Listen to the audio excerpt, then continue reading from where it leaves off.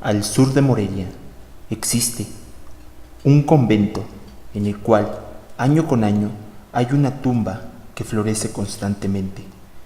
¿Quieres conocer más acerca de esta historia? Quédate.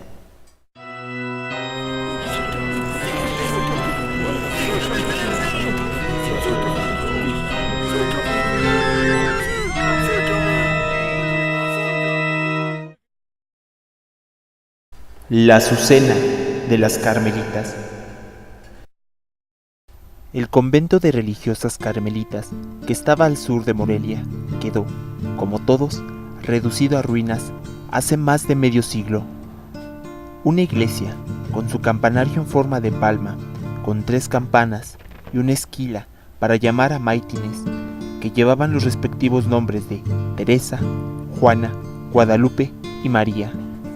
Se levantaba en la esquina del convento un espacioso claustro poblado de celdas, con su bulliciosa fuente en el centro, rodeada de olorosos naranjos. A unos 20 pasos de la fuente se erguía un corpulento y oscuro ciprés.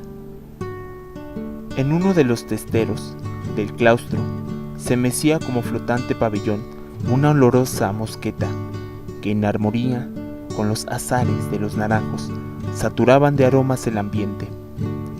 En el lado opuesto, una frondosa bugambilia o camelina morada sombraba la celda de la madre abadesa. Más allá del claustro se extendía la huerta de los limoneros, naranjos, duraznos, chirimoyos y demás árboles frutales. Eran allí cultivadas también toda clase de flores y rosas que esmaltaban el jardín y embalsamaban el ambiente.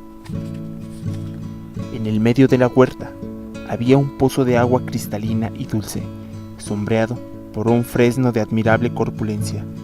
Un muro de calicanto circundaba el convento y la huerta, dejando ver por encima las copas del fresno, del ciprés y de los demás árboles, y estando coronando afuera, alegrando las vecinas callejas de casas destartaladas y mohosas. Junto a la portada del convento, un azulejo incrustado en el muro decía: Beaterio de Carmelitas. Allí vivían las religiosas, ocupadas día por día en la oración, en la asistencia al coro y a los divinos oficios, en la enseñanza y la educación de las niñas pequeñas, en la fabricación de los famosos guayabates y en el cuidado del jardín y de la huerta. Esto es, servían a Dios, a los demás y a sí mismas. Entre ellas pasaba la vida tranquila y reposada de una joven de 20 abriles y de una hermosura incomparable. Rostro ovalado, nariz recta, ojos grandes y azules, boca pequeña de labios delgados y rojos como cacho de granada. La barba partida, al reír, 2 hoyuelos en las mejillas, oídos nacarinos y transparentes, con una cabellera larga y dorada. Su busto, alto y mórbido, el cuello y los brazos torneados, y las manos aristocráticas. Su cuerpo elevado, esbelto y flexible, sus pies pequeños y firmes. Su fisionomía y sus ademanes relevaban su alcurnia. Era doña María Fuensálida, marquesa de Aldara, y que en religión llevaba el humilde nombre de Sor Angélica de la Cruz. Su vocación al estado religioso había sido decidida y comprobada, y en la corte de México no hubo medio para apartarla de ella. Muchos nobles y ricos pretendientes pidieron su mano, y a todos, con la mejor de las cortesías, se la negó.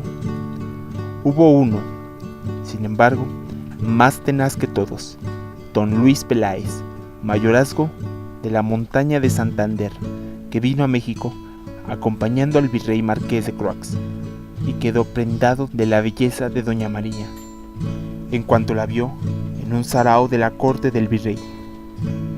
Él era el menos simpático para ella, pues aparte de su poca nobleza y dinero, aunque era puesto y garrido militar, era un aventurero de conducta disipada y de genio feroz.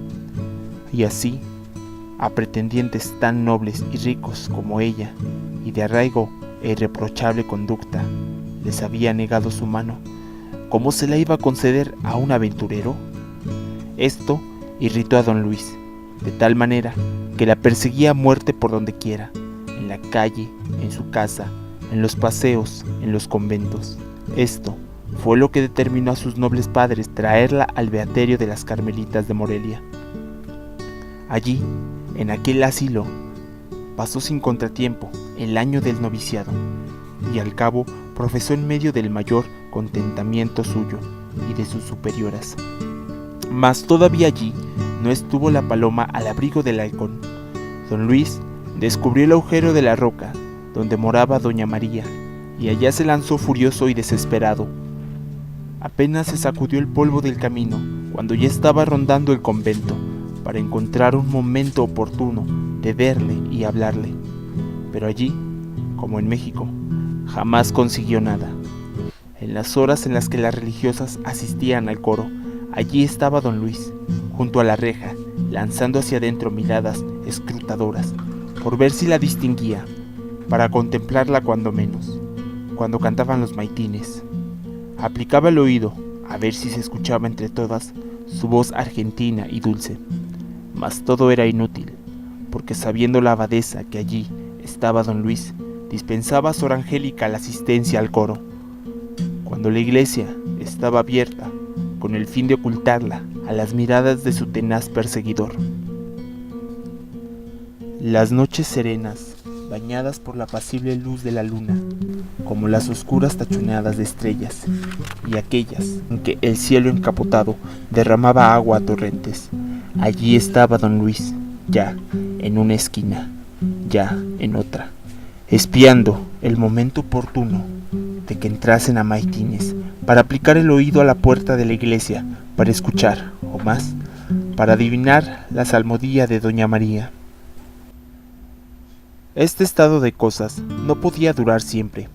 Aburrido y enojado, don Luis comenzó a meditar un plan diabólico y terrorífico para ablandar la roca de granito, como él llamaba a doña María frente a sus camaradas.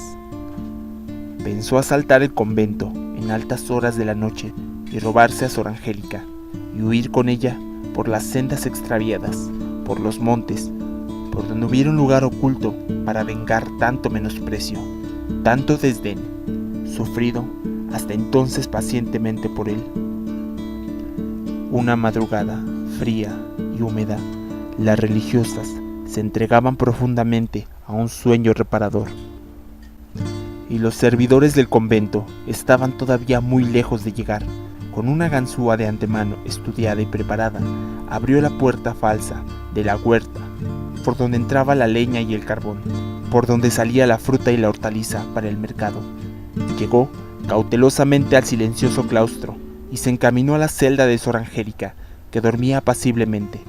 Entreabrió la puerta y a la luz débil de una lamparilla que ardía frente a una estampa del Señor de la Columna, la contempló, absorto, por breves instantes, pero mirando que no había tiempo que perder, tomó en sus brazos a Sor Angélica y partió con ella por la huerta. Como Sor Angélica gritase, la amordazó con el fin de impedir sus gritos, de tal modo que las demás religiosas no oyeron nada. Ya en la huerta, Sor Angélica hizo un esfuerzo supremo para escapar de los brazos de su raptor, mas este, enfurecido por la resistencia heroica de aquella virgen, le ató una soga al cuello y la colgó de aquel fresno que estaba junto al pozo, y huyó precipitado, sin haber enturbiado aquella agua cristalina y pura.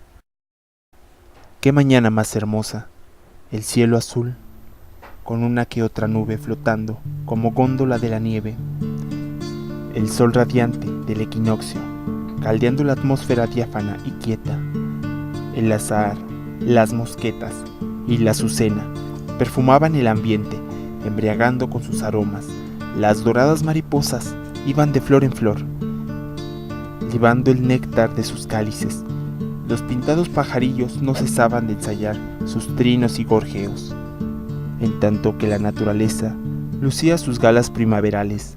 La religiosa, hablándose en voz baja, Iban de un lugar en otro, aterradas, confusas, espantadas, sin hallar qué hacer. La celda de Sor Angélica sola. Suben, bajan, van y vienen. Se preguntan, se responden y nada. Hasta que en vertiginosa carrera llega el hortelano a dar parte a la abadesa de lo que sus ojos habían visto en la huerta. El cadáver de Sor Angélica flotaba colgando de una de las ramas del fresno del pozo. ¡Un suicidio!, exclamaron. Pero esto no es posible. Sor Angélica era un modelo de virtudes, incapaz de llevar a cabo semejante crimen. No hay otra cosa, un rapto, y como ella se defendiese fue asesinada, colgándola para que dijeran que había habido un suicidio.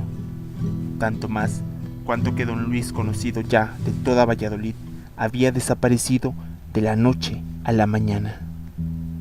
La autoridad virreinal tomó cartas en el asunto, sin aclarar nada, lo que produjo la duda y de declararse de parte de los que opinaban que había sido un suicidio, a pesar de que la puerta de la huerta se había encontrado abierta, pero el horteliano no se acordaba si la había o no cerrado, dado que muchas veces la dejaba abierta, y quizá aquella noche había sido una de ellas.